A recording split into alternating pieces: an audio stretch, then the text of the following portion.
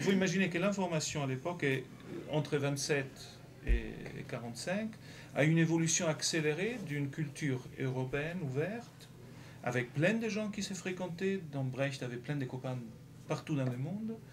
Des 27 à 45, il y a une accélération nationaliste idéologique de l'information et des journaux qui concentre et réduit les champs dans un champ idéologique très violent. Et donc, c'est ça les contextes dans lesquels il faut peut-être lire ça. Il est très différent d'une autre, qu'un contexte où la censure fonctionne sur la vacuité, sur l'indéfinition. Sur... Et je pense que ça me semble très important quand même pour préciser la différence entre aujourd'hui. Mais donc peut-être on revient à la question qui nous intéresse plus. C'est la réponse. La réponse sur les légendes.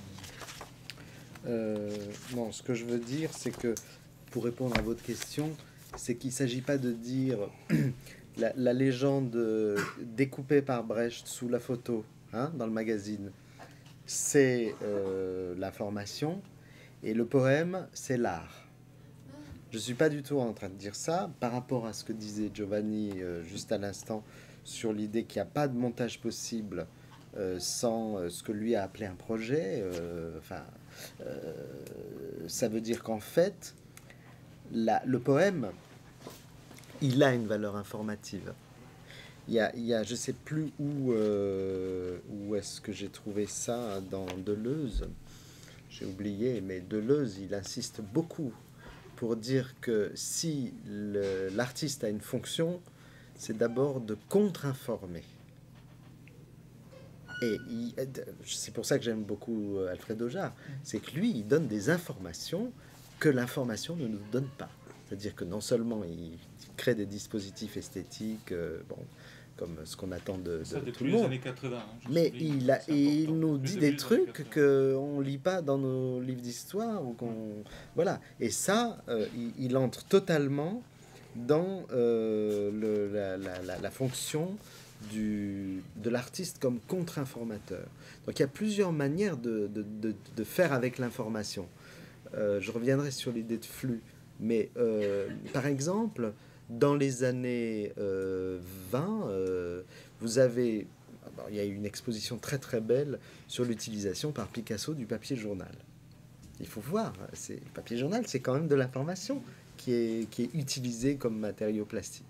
À la même époque, c'est pour ça que je cherchais mon texte, il y a un magnifique texte de Tristan Tzara, qui serait presque, on le retrouverait, je sais pas, il y a une attitude ironique, c'est terrible.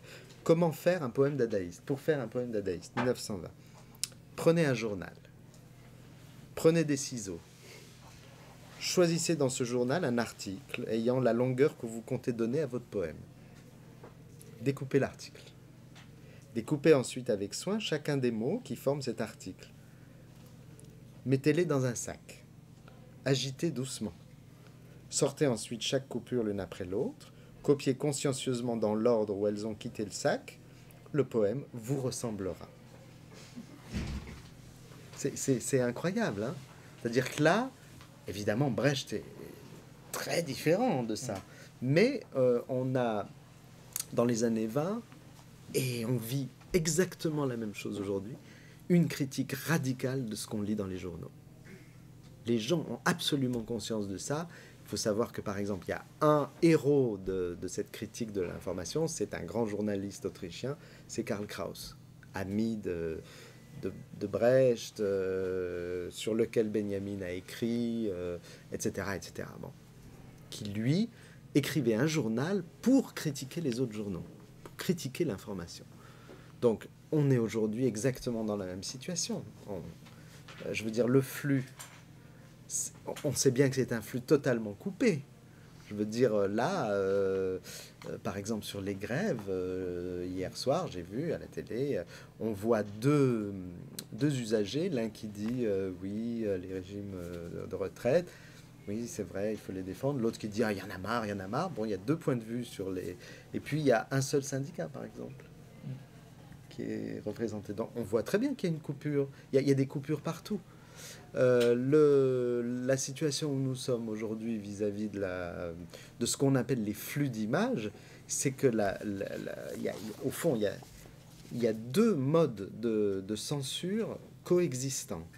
Il y a deux façons, à mon avis, qui consistent à s'arranger pour qu'on ne puisse pas voir les images, qu'on ne puisse pas plutôt les regarder. Il y a deux façons. La première façon, c'est de les sous-exposer, c'est-à-dire de les censurer. Il y a une gigantesque censure d'images. Il y a une gigantesque quantité d'images. Mais il faut voir de quoi elle est faite, cette quantité. Elle est faite d'une gigantesque censure des images. Jean-Luc Godard a écrit un article à un moment donné, au moment de la guerre du Golfe, pour dire les talibans et les Américains, c'est pareil, c'est des gens qui censurent les images. Et je pense qu'il avait tout à fait raison. Donc il y a la censure, et puis l'autre moyen pour faire en sorte que vous n'y voyez plus rien, c'est de surexposer d'autres images. C'est-à-dire de les passer en boucle, l'avion qui entre dans la tour. Donc vous en avez, ça vous l'avez vu 60 000 fois. De toute façon, ça a un double effet. Vous ne verrez pas les autres images, censure, et vous avez tellement vu celle-là que vous êtes incapable de la regarder, censure. Voilà. Donc on est dans cette situation. Il y a une façon de s'en sortir, c'est de remonter tout ça.